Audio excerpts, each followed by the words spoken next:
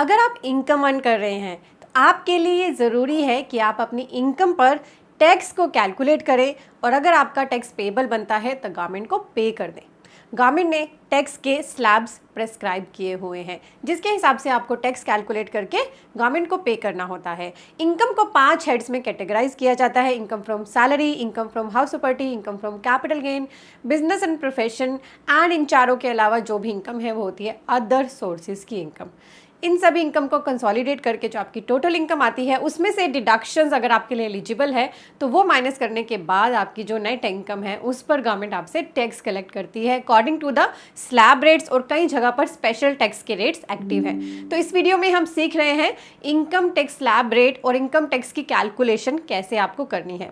अभी बहुत सारे पर्सनस, मैं ये वीडियो बना रही हूँ मई में, बहुत सारे पर्सनस अभी ITR के फॉर्म्स की वेट कर रहे हैं क्योंकि अभी इस बार थोड़े फॉर्म लेट हो गए हैं, जल्दी ही लाइव होने वाले हैं। जैसे ही फॉर्म लाइव होंगे सभी पर्सन्स अब हरी में होंगे ITR फाइल करने के लिए। पर आपको किसी भी तरह से ITR के फॉर्म्स की वेट करना ही नहीं है। सबसे पहले आप अपने टैक्स को कैलकुलेट करें। अगर आपकी टैक्स लायबिलिटी पूरे साल में 10,000 से ज़्यादा बने तो आपको एडवांस टैक्स पे करना था और आपने अपने टैक्स को अभी डिले कर दिया है, इसीलिए उसे अभी टाइमली पे कर ले। इनकम टैक्स की वेबसाइट पर आप जाएंगे तो टैक्स पे करने की ऑप्शन हमेशा अवेलेबल रहती है, ई पे टैक्स। यहाँ जाकर अपना टैक्स पे कर ले अगर आप पर टैक्स लायबिलिटी बन रही है और वो 10,000 से ज़्यादा है। ठीक है, तो आपको अपना टैक्स पहले पे कर लेना है, वेदर ITR के फॉर्म बाद में आए। इससे फ़ायदा क्या होगा, आपका इंटरेस्ट बच जाएगा क्योंकि अगर आपकी टैक्स लायबिलिटी बन रही है जो आपने पे नहीं की है या आपका किसी ने TDS TCS जो डिडक्ट किया है उन सबको एडजस्ट करने के बाद 10,000 से ज़्यादा की टैक्स लायबिलिटी है तो आपसे इंटरेस्ट रिकवर किया जाता है सेक्शन 234B और C का। तो जितना डिले करते रहेंगे इस पेमेंट को, टैक्स की पेमेंट को, उतना ही इंटरेस्ट का अमाउंट बढ़ता रहेगा। तो आज इस वीडियो में हम पूरी डिस्कशन कर रहे हैं। इंपॉर्टेंट वीडियो है, मेक श्योर करें और भी पर्सन के साथ शेयर करें। आप देख रहे हैं CA गुरुजी, मैं हूँ CA पूजा। हमारे प्रैक्टिकल कोर्सेज में एनरोल करने के लिए विजिट करें cagurujiclasses.com। लिंक आपको डिस्क्रिप्शन एंड पिन कमेंट में दिया गया है। पहले डिस्कशन करते हैं नॉर्मल स्लैब रेट की। इसके अंदर आपको 2 रिजीम मिलते हैं, new regime and old regime. Old regime तो अब ये सोचे कि बहुत सारे पर्सन इसको ऑप्ट अब करेंगे ही नहीं क्योंकि न्यू रिजीम आपका डिफ़ॉल्ट रिजीम भी है और इसे बहुत ज़्यादा अट्रैक्टिव बना दिया। इसकी स्लैब रेट ऐसे बना दी है कि ज़्यादातर आपके लिए यही बेनिफिशियल होगा और इसके अंदर आपकी 12 लाख तक की इनकम टैक्स फ्री है। सैलरीड या पेंशनर्स के लिए बात करूँ तो उन्हें क्योंकि 75,000 की एक्स्ट्रा डिडक्शन मिल जाती है नए रिजीम में, तो उनकी 12,75,000 की इनकम सीधे सीधे टैक्स फ्री हो जाती है। इसका स्लैब रेट समझते हैं और कैसे ये इनकम टैक्स फ्री होती है उसके डिस्कशन करेंगे। और ये जो स्लैब रेट है ना, ये new regime, individual, HUF, AOP, BOI और AJP इन सभी के लिए एप्लीकेबल है। ठीक है, ये स्लैब रेट ये भी ऑप्ट कर सकते हैं other than individual. Company, firm, cooperative society, foreign company, इनके टैक्स रेट अलग है। तो अगर हम बात करें, न्यू रिजीम बोलता है कि आपकी 4 लाख तक की इनकम जीरो टैक्सेबल है, यानी इस पर 0% का टैक्स रेट है। तो अभी हम आगे समझेंगे 12 लाख तक की इनकम टैक्स फ्री कैसे होगी। पर स्लैब बोलता है कि 4 लाख तक की इनकम पर जीरो टैक्स है। दैट मीन्स ये जो 4 लाख की एग्जाम्पशन की लिमिट है ना, इसे एग्जाम्पशन लिमिट बोला जाता है। ये बहुत केसेस में रिलेवेंट होती है ये देखने के लिए कि आप पर ITR भरने की रिक्वायरमेंट है या नहीं। जब से सभी पर्सन ने सुना है कि 12 लाख तक की इनकम टैक्स फ्री है तो वो सोचते हैं कि हमारी अगर 12 लाख तक की इनकम है तो हमें ITR नहीं भरनी। ऐसा नहीं है। ITR के लिए एग्जाम्पशन लिमिट देखी जाती है। This is the exemption limit under new regime. तो अगर आपकी इनकम 4 लाख तक है तभी आपको ITR नहीं भरना, अदरवाइज आपको ITR भरनी पड़ेगी। एग्जाम्पशन लिमिट से ज़्यादा इनकम होती है ITR भरना जरूरी है। ये पॉइंट नोट कर लीजिए और भी पर्सन्स को गाइड कर देना कि 12 लाख तक की इनकम है तो ITR भर लेना, टैक्स नहीं लगेगा, वो एक सेपरेट बात है। क्लियर है। अब आगे बोला जा रहा है नए रिजीम में 4 लाख टू 8 लाख आपकी इनकम पर लगेगा 5% टैक्स। तो हम टैक्स कैसे निकालते हैं वो समझते हैं। 4 लाख तक की इनकम पे तो हमने बोल दिया जीरो टैक्स है। तो किसी पर्सन की इनकम अगर 8 लाख है तो उसका टैक्स कैसे निकलेगा, 8 लाख में से 4 लाख माइनस होंगे, बैलेंस आया 4 लाख, इस पर 5% का टैक्स लगाएंगे तो वो पर्सन 20,000 का टैक्स गवर्नमेंट को देगा। पर क्योंकि हम यहाँ पे कह रहे हैं कि हमारा 12 लाख तक की इनकम पर टैक्स नहीं लगेगा तो वो कैसे होगा, यहाँ पर इस पर्सन को 20,000 की ही रिबेट दे दी जाएगी। रिबेट हमारे लिए एप्लीकेबल है। तो मैंने अभी 8 लाख तक की इनकम पे आपको टैक्स निकालना बताया, 20,000 निकलेगा, 20,000 की रिबेट मिल जाएगी, टैक्स हो जाएगा जीरो। ये रिबेट ओल्ड एक्ट के अंदर सेक्शन है, नोट कर लीजिए 87A। और न्यू एक्ट के अंदर इसका सेक्शन है 156। तो मैं आपको सेक्शंस भी गाइड कर रही हूँ, आप इन्हें पढ़ सकते हैं। इनकम टैक्स की वेबसाइट पर जाकर आप ओल्ड एक्ट के सेक्शन को सर्च करेंगे, मैं अभी आपको यूटिलिटी दिखा दूंगी, उसके अगेंस्ट नए एक्ट के सेक्शन को आप पढ़ सकते हैं। और जो हम न्यू रिजीम की बात कर रहे हैं, ये हमारा न्यू रिजीम है, ये जो अभी हम स्लैब रेट समझ रहे हैं, इसके लिए ओल्ड एक्ट में सेक्शन था 115 BAC और न्यू एक्ट के अंदर सेक्शन है 202। ठीक है, तो सेक्शन बदले हैं नए एक्ट के अंदर मेजरली, सिर्फ जो अब हम स्लैब रेट समझ रहे हैं उसमें सिर्फ सेक्शंस बदले हैं, रेट हमारे वही है। यहाँ पर हम इसको डिस्कस कर रहे हैं फाइनेंशियल ईयर 25-26 के लिए और टैक्स ईयर 26-27। तो इन सब चीज़ों को अपने पास नोट कर लीजिए, दोनों के लिए ही सेम स्लैब रेट हमारा रिलेवेंट है। 8 लाख तक की इनकम पे आपको टैक्स निकालना आ गया। अब अगर हम कहें कि किसी पर्सन की इनकम 12 लाख है तो कितना टैक्स लगेगा, तो हमने 8 लाख तक टैक्स निकाला 20,000, यहाँ 8 और 12 में 4 लाख का डिफरेंस है, तो अगले 4 लाख पर हमारा टैक्स लगेगा 10% का, जो आएगा 40,000। तो इस 40,000 में जो 4 लाख तक का जीरो टैक्स था वो ऐड होगा, प्लस 20,000 ऐड होगा, प्लस 40,000, तो ये टैक्स आया 60,000।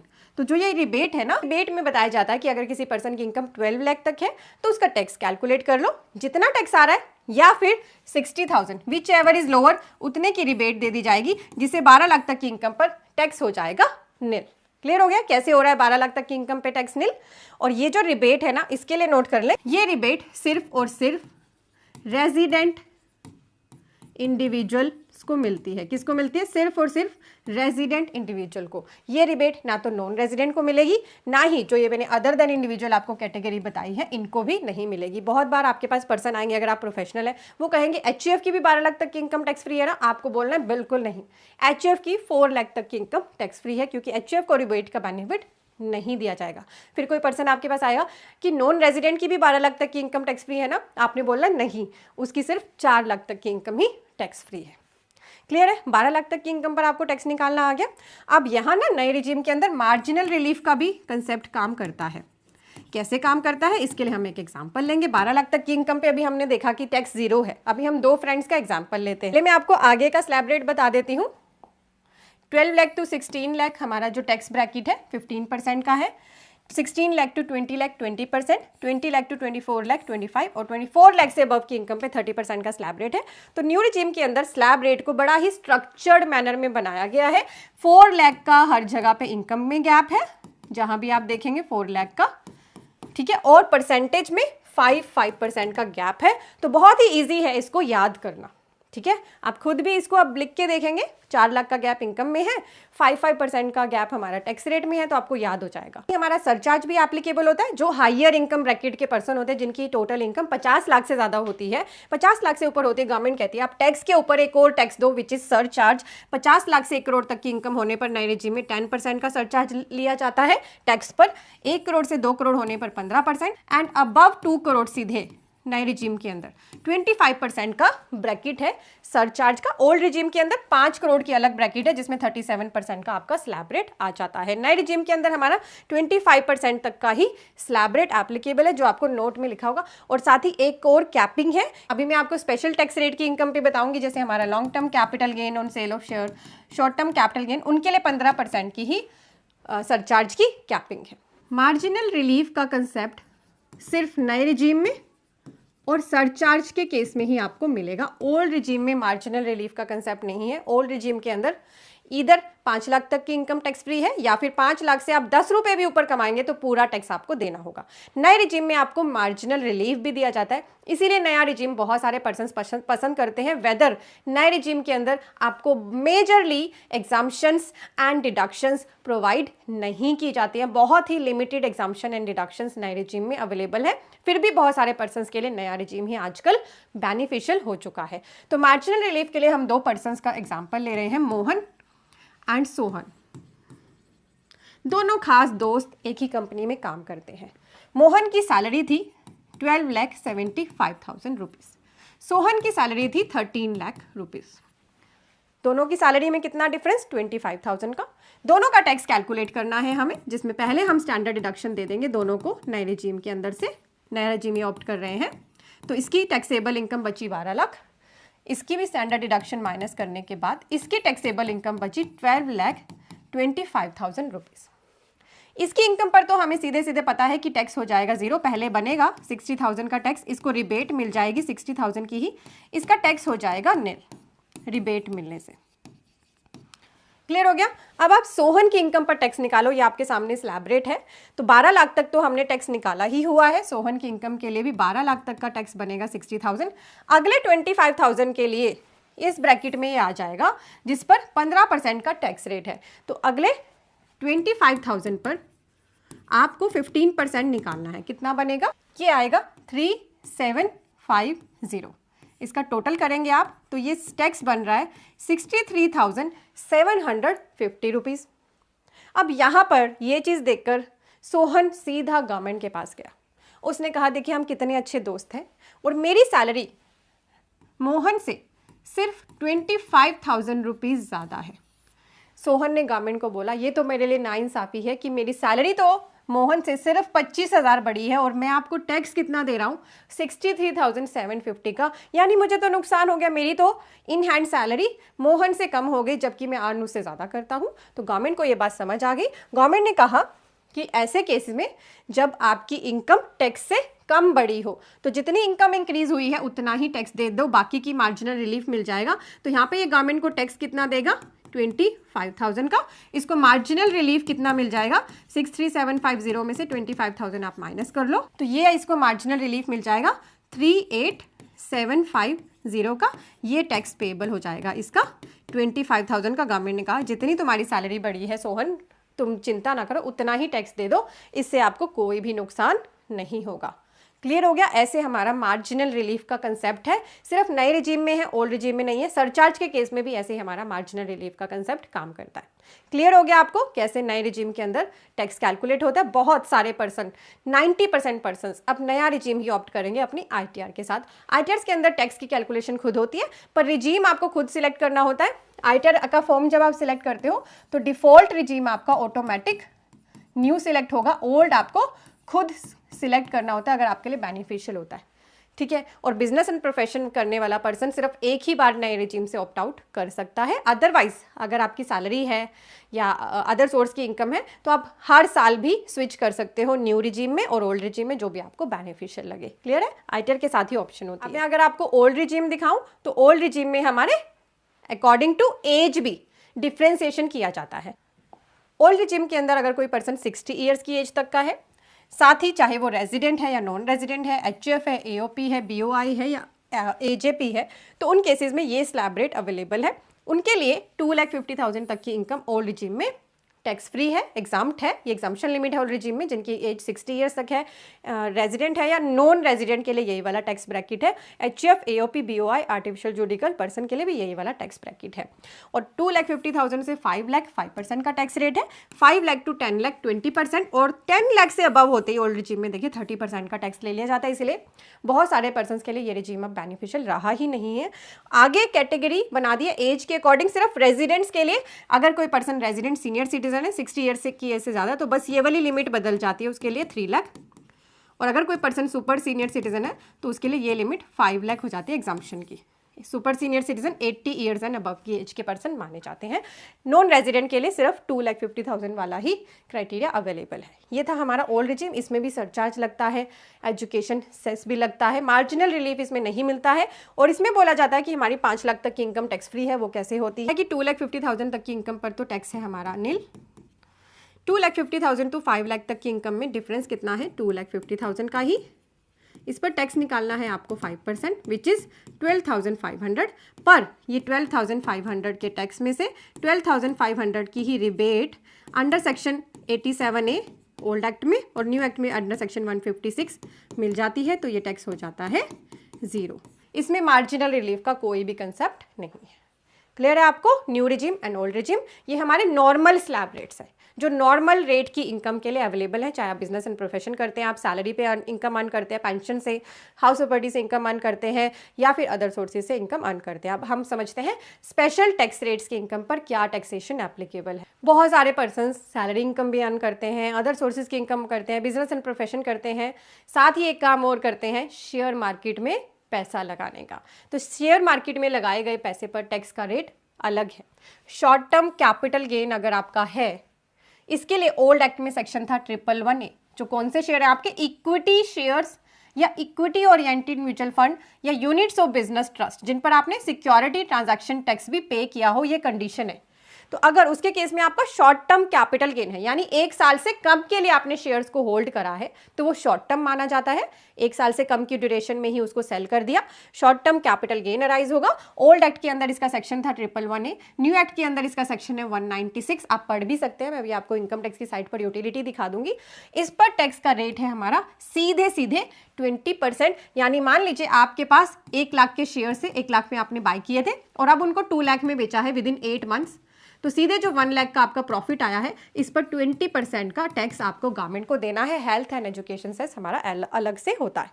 लॉन्ग टर्म कैपिटल गेन, अगर शेयर्स को 1 साल से ज्यादा के लिए होल्ड करा है आपने फिर बेचा है, ओल्ड एक्ट का सेक्शन था 112 कैपिटल है, न्यू एक्ट के अंदर सेक्शन है 198, इसमें भी कंडीशन है सिक्योरिटी ट्रांजैक्शन टैक्स पेड हो, और अब इसमें टैक्स का रेट है 12.5%। साथ ही लॉन्ग टर्म कैपिटल गेन के केस में आपको 1,25,000 तक की एग्जाम्पशन दी जाती है। यानी मान लीजिए आपने 3,25,000 में शेयर्स को बाय किया था, अब आपने इनको सेल किया है 5 लाख में, तो आपका जो प्रॉफिट आया वो आया है 1,75,000 का। इसमें से 1,25,000 की आपको एग्जाम्पशन दे दी जाएगी, बैलेंस 50,000 पर आप टैक्स पे करेंगे 12.5%, which is on long term capital gain on sale of equity shares, equity oriented mutual fund या फिर बिजनेस ट्रस्ट। ठीक है, डेट ओरिएंटेड म्यूचुअल फंड हमारे अलग होते हैं, उन पर भी टैक्स का रेट 12.5% है, पर उस पर एग्जाम्पशन नहीं मिलेगी आपको। क्लियर है, एग्जाम्पशन सिर्फ हमारे equity oriented shares mutual fund के केस में ही अवेलेबल है। ये हमारे शेयर मार्केट के केस में जो आप कैपिटल गेन अर्न करते हैं उसके लिए टैक्स के रेट। आपने अगर इमूवेबल प्रॉपर्टी बेची है, प्रॉपर्टी को अगर 2 साल से कम के लिए अपने पास रखा और फिर सेल कर दिया, तो वो होगा शॉर्ट टर्म कैपिटल गेन। इस पर स्लैब रेट एप्लीकेबल है नए एक्ट में भी, ओल्ड एक्ट के अंदर भी। पर अगर आपने प्रॉपर्टी को 2 साल से ज़्यादा बाय किया, अपने पास होल्ड किया फिर बेचा है, इसके लिए ओल्ड एक्ट के अंदर सेक्शन था हमारा 112, न्यू एक्ट के अंदर सेक्शन है 197। इस पर हमारा टैक्स का रेट है 12.5% और कोई भी इंडेक्सेशन नहीं दिया जाता है। पर एक डेट को आपने याद रखना है, अगर आपने ये प्रॉपर्टी एक्वायर की थी, यानी आपने इस प्रॉपर्टी को बाय किया हुआ था 23 जुलाई 2024 से पहले, तो कैपिटल गेन निकालते हुए आपको 2 ऑप्शंस मिलेंगी। Option 1 20% with indexation, option 2 12.5% without indexation.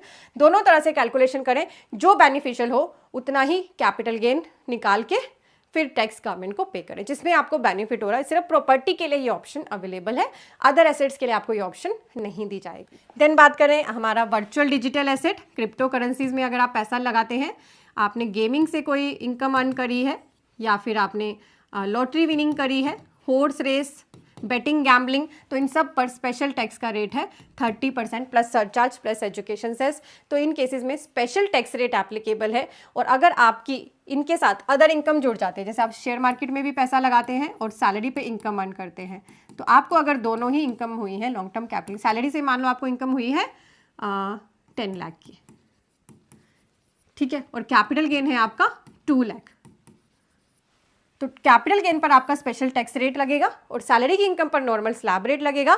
Rebate आपको नॉर्मल टैक्स रेट की इनकम पर नहीं मिलेगी, या फिर ये इनकम हम मान लेते हैं कि आपकी 13 लाख है, तो आपको जो रिबेट मिलनी है 87A की 12 लाख तक की इनकम टैक्स फ्री करने के लिए, वो इस स्पेशल रेट की इनकम पर नहीं दी जाएगी। इसका आपने ध्यान रखना है। रिबेट सिर्फ रेजिडेंट इंडिविजुअल्स को नॉर्मल टैक्स रेट वाली इनकम पर मिलती है, इसका आप क्लियरली ध्यान रखेंगे।